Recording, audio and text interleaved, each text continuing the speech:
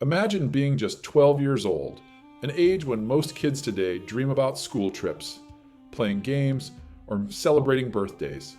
But in ancient Rome, at 12, thousands of children didn't dream. They obeyed. They were slaves. Now picture this.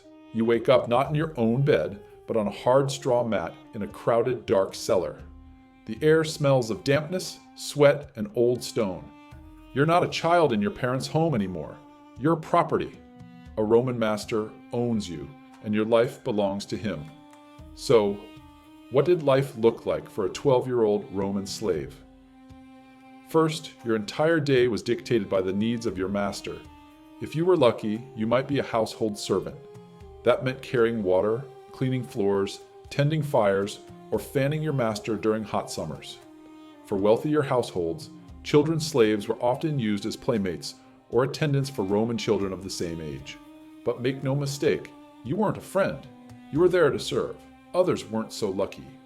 If your owner needed laborers, you could be forced into workshops, farms, or even dangerous construction projects. Imagine your small hands hauling bricks or grinding grain for hours until your back ached. No school, no play, no choice. And the rules? Brutal.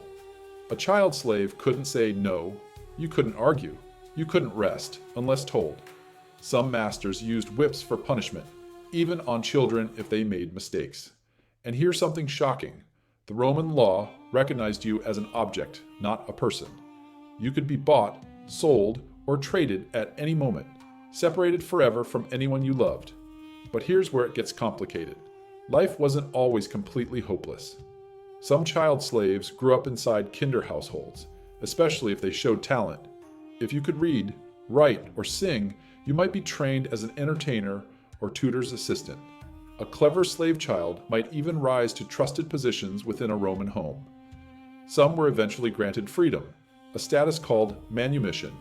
But freedom wasn't guaranteed, and many never lived long enough to see it. Now think about the mental world of that 12-year-old. You'd see Roman children of your age, citizens, going to school, learning Latin and Greek, enjoying festivals, and being loved by their families. And you'd watch from the shadows, carrying their books, holding their lamps, maybe even taking their punishments if they misbehaved. One Roman writer described how children of wealthy families treated slave children as toys, something to use, then throw aside. Imagine the pain of knowing you weren't considered equal, even to someone your own age. And here's the most heartbreaking part. Many Roman slaves were themselves born into slavery. That means a 12-year-old slave might never have known freedom at all. For them, obedience wasn't just a rule, it was their reality since birth. So what happened when a slave child grew older? If they survived the punishments, the exhausting labor, and the lack of care, they entered adulthood with only two options: remain in chains for life, or hope for manumission. But here's the shocking truth the Romans rarely admitted. Child slaves were often sold because they were considered easier to shape.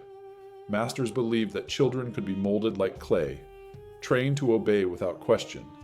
That means for thousands of Roman kids, childhood itself was stolen, not just their freedom. Next time you imagine life in the grandeur of Rome, the marble villas, the gladiator games, the banquets, remember that behind every luxury was someone else's suffering.